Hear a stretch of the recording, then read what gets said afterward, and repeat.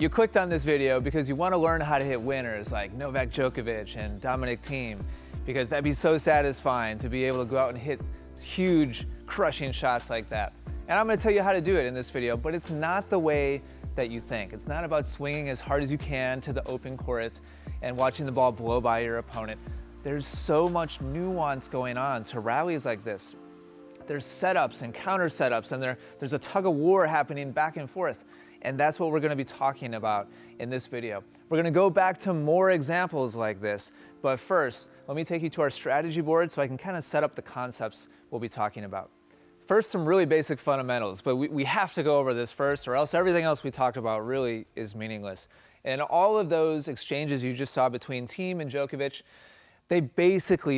there's more, but they basically had two choices. If this is Novak over on this side, on any given forehand or backhand, he could choose to hit down the line or hit cross court, from corner to corner this way or corner to corner the other way. There's more nuance than that, but just for the sake of illustration, so you kind of see where we're going with this. Anytime you go down the line, you take on more risk. That's because the net is higher here than it is across the center of the court, and the court is shorter this way than it is this way.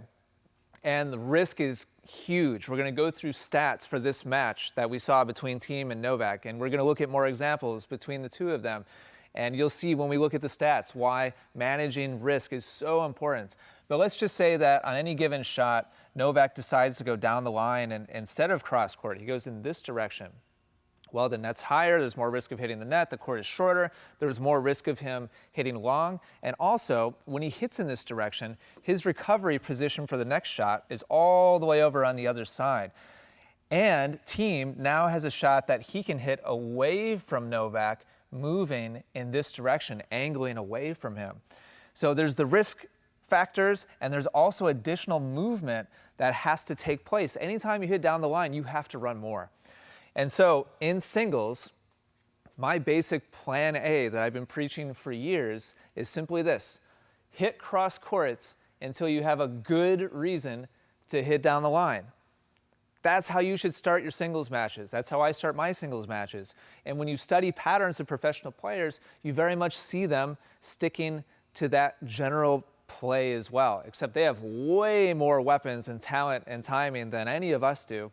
And so you'll see them take on more chances here and there. So what's a good reason? Super, super key. When is it that you can break away from that pattern? Here's some examples. Your opponent is way out of position, and they're not even close to where they should be to cover the court.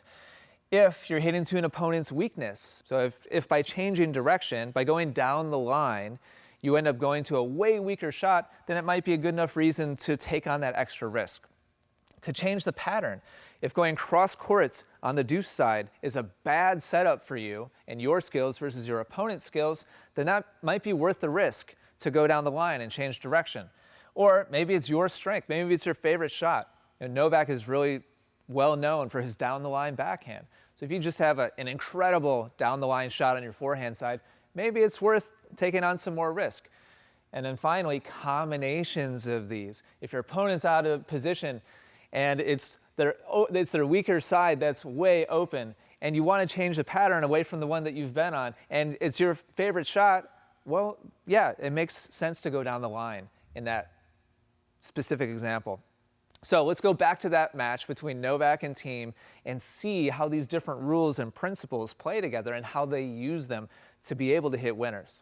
So this is the Australian Open from 2020. This is the finals, an incredible match, over a 3-hour-long match. And I just got done going through a ton of point play, looking at the stats, which we're going to look at a little bit later after we go through some examples. So let's look at a best case scenario for Novak here.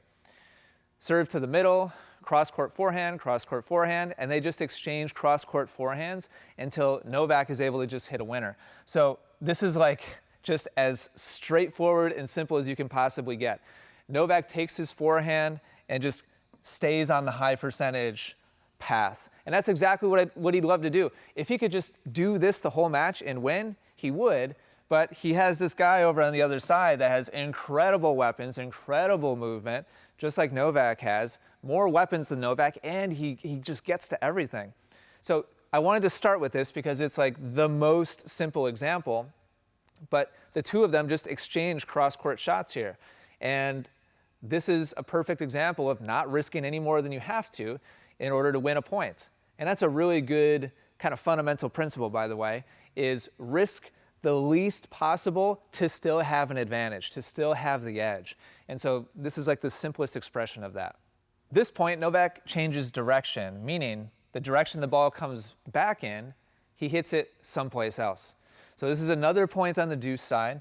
This time he serves Dominic out wide. And so he puts Dominic off the court. Dominic plays a high percentage ball back cross court again. And is just basically saying to Novak, here you go. Let's see if you can come up with a winning shot. He's just playing a really neutral, safe shot cross court, really high percentage shot. And when the ball gets to Novak, he's in a position that he loves. So remember those good reasons before. Novak's in a really good position. Dominic over on this side is a little bit out of position. The ball, he should be on that half of the court, but he's still a little bit far away from the center because Novak pulled him out so far off the serve. So Novak is seeing this big open court to Dominic's weakness. We're going to look at some stats later. This is Thiem's backhand side. If Thiem could hit all forehands instead of backhands, he absolutely would. And Novak's in great position. He's balanced, he's comfortable, he's in perfect position, and he's good at changing direction. So he's checking a whole bunch of boxes here, which is why he decides to end up going down the line. And so while, yeah, it's a big kind of flashy, fancy winner, it's incredibly important to understand that this was premeditated by Novak. And we actually broke down that specific play in a lot of detail in a Roger Federer lesson that we did recently. We'll link to that. You should go check that out too if you're enjoying this breakdown. Let's look at a few more examples. Now we're going to see Thiem use those same principles in his favor. He's serving out wide on the ad side. The two of them exchange cross-court, just kind of neutral rally balls. We even see Novak run around a backhand and hit a forehand to Thiem's backhand. And then we just see Thiem unload on it. So this is like a classic example of the two of them just kind of settling into the point. Novak gets pulled out wide on the first shot, and the two of them get into an exchange of just playing the high percentage pattern. And so once this cross-court exchange has been established, they just stick on it for several shots. And when you watch tennis with somebody who doesn't know tennis, a common comment that I've heard before is, oh, they just keep hitting it back to each other. What the heck? Like, they're not even like going for winners. And the reality is, this is a lot of what good tennis is. The two of these guys are smart. They're not going to beat themselves unless they have to go for broke, unless their opponent plays so good that they just have to keep going for winners. So they're smart enough to continue exchanging cross-court shots back and forth. And so they maintain that high percentage pattern, and they're exchanging shots to each other's weakness. Neither of them wants to hit a forehand to the other person unless they can help it. And so, frankly, I feel like this is probably a mistimed shot from Thiem when Novak is able to step around this and hit a forehand instead of a backhand. This sets up a really significant advantage for Novak, where now he has the chance to hit his strength to Thiem's weakness. Novak at this point is probably really liking his chances in the point, but it doesn't really materialize to anything significant. Thiem is able to play this next shot really nicely cross-court, gets back to Novak's weakness, and now at this point, I'm guessing that Thiem is seeing Novak right here getting a little bit more stretched out towards the alley as he pivots around and his left foot really kind of starts to step into the alley, and that's when he starts to look for this opening. So Thiem, incredibly talented, obviously, huge ability to change direction and just kind of just pick his target and just go for it. And so I'm guessing what he's seen here is just a little bit of extra space that's available. And he probably doesn't want super long points. He's probably aware that, Novak loves to grind. He's one of the best counter punchers of all time. And so he's using this, an opportunity to just go ahead and go for it. We're going to look at more examples, but if this has been really helpful so far, do me a favor, just click the like button. Helps the video a lot, helps me a lot. So if you appreciate this analysis, just go ahead and click that button real quick. Another point here on Thiem's serve, really similar setup, but this time you're going to see a different outcome. And this is so important, and this is going to lead us into the statistical analysis. But I want you to watch the exchange here from these two, really similar to before. You really are starting to get a sense of how they're targeting each other's backhands, and I've picked these points on purpose for that reason. But similar setup, but this time Thiem leaks the backhand and it travels too far. And I just want to really highlight how the two of them are playing this game. There's this tug of war happening, trying to play each other's weakness. And there's this patience game taking place as they exchange these neutral, patient shots back and forth. They're trying to gain little advantages in the point with positioning or balance, or trying to open up just a little bit of a hole to be able to go for the winning shot. And Djokovic, with how good of a counterpuncher he is, really forces opponents to have to go for shots like this. And so, to me, this very much is an unforced error. Novak is in better position than the point before. Thiem's in good balance, but he's choosing to go for this low percentage shot without a whole lot of reason why. Is he good at it? Yeah, but this guy he's playing is like the most incredible player of all time, running down shots that should be a winner. And so to pull the trigger here and just go for it just because, this is where tennis players like you and me, just regular amateur players, this is where we really shoot ourselves in the foot. Because, you know, visually, it's deceptive. It looks like there might be a big chunk of court here, and it is bigger visually than over here. And so it's tempting to just go ahead and go for it. It's like calling out to us, like, Ian, I'm open, go down the line. But the reality is there's so much more risk in this shot. And this is a game of errors. But let me show you the stats, and you're going to see exactly what I'm talking about. So here's a statistical breakdown for the full match. And by the way, Australian Open, thank you. The Australian Open does an incredible job with match stats. And I was just kind of poking around in their website. Again, this is 2020 final for the men's draw, Australian Open. If you go to each match page and look at the stats, there's a little tab that says Infosys Stats Plus. That's where I found this breakdown. And these are stats for the entire match for each different type of shot.